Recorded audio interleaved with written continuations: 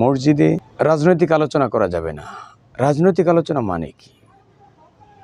একটা ইসলামী দল যারা করে, বাংলাদেশে হেফাজতে ইসলাম, খেলাফত মজলিস, বাংলাদেশ খেলাফত মজলিস, চরমনাই পীর সাহেব হুজুর ইসলামী আন্দোলন, বাংলাদেশ জামাত ইসলামী, ইসলামিক দল যারা করে, ইসলামকে প্রতিষ্ঠিত করতে চায়, তারা যখন মসজিদে বসে কোনো ধরনের আলোচনা করে, এই আলোচনাটা কি কেন্দ্রিক করে? অবশ্যই কোরআন এবং হাদিস কেন্দ্রিক তারা আলোচনা করে।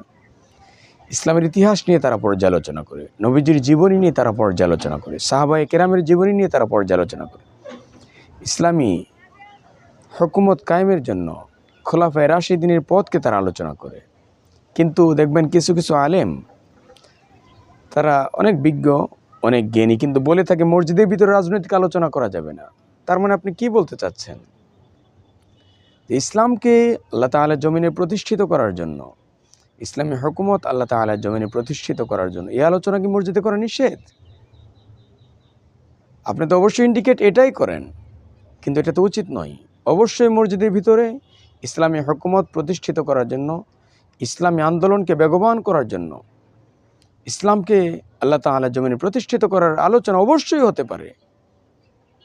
আপনি কোনো দলিল প্রমাণ দেখাতে পারবেন না যে মসজিদে ইসলামী আন্দোলন, ইসলাম প্রতিষ্ঠার জন্য রূপরেখা, এগুলো নিয়ে আলোচনা করা যাবে না। এই মর্মে কোনো হাদিস এবং কোরআনে কোনো দলিল আপনি দেখাতে পারবেন না। আমাদেরকে বিগত 1000-1500 বছর থেকে, মিনিমাম বিগত একেবারেই আমরা যদি নিকট অতীত ধরি, 400-500 বছর থেকে আমাদের ভারতীয় উপমহাদেশ, বিশেষ করে মুসলমানদের হাতছাড়া হওয়ার পর থেকেই আমাদের কেমন একটা ভাবে কোন ঠাসা করে রাখা হয়েছে, আলেমদের মাঝে এমন একটা চিন্তা চেতনা ঢুকিয়ে দেওয়া হয়েছে। অনেক আলেম দেখবেন বলে থাকে যে আমি কোনো রাজনীতি করি না, আমি কোনো রাজনীতি পছন্দ করি না, আমি কোনো রাজনীতি করতে চাই না।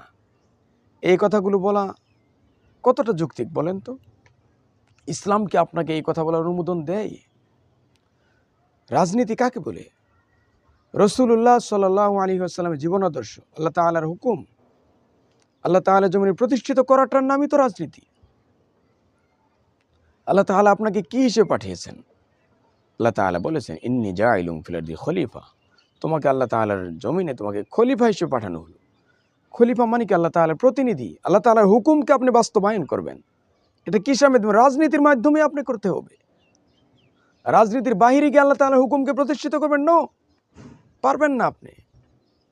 এই সিস্টেমটা আমাদের বাংলাদেশ, ভারতীয় উপমহাদেশে নেই। আপনি চাইলে এটা পারবেন না।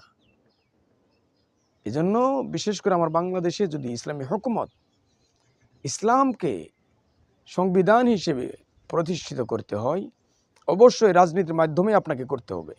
যেটা বাংলাদেশ জামাত ইসলামী করে, চরমনাই হুজুর ইসলামী আন্দোলন করে, বাংলাদেশ খেলাফত মজলিস করে, খেলাফত মজলিস আরেকটা সংগঠন তারা করে।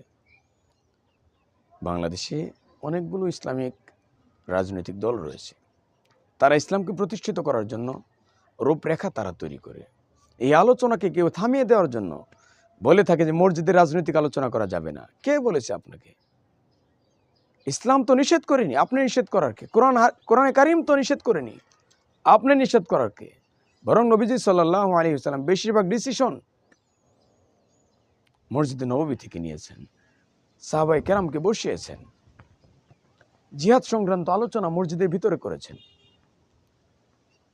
কে সেনাপতি হবে, কার পরে কে সেনাপতি হবে, নবীজি বেশিরভাগ যুদ্ধের সিদ্ধান্ত মসজিদ থেকে নিয়েছেন। আপনি ইতিহাস পড়েন না, নবীজি জীবনী সম্পর্কে আপনি কোনো গবেষণা নেই, সাহাবায়ে কেরামের জীবনী সম্পর্কে কোনো গবেষণা নেই, আমাদের খোলাফায়ে রাশিদিনের জীবনী সম্পর্কে আপনার গবেষণা নেই। এজন্য আপনি বলে দেন যে মসজিদে রাজনৈতিক আলোচনা করা যাবে না।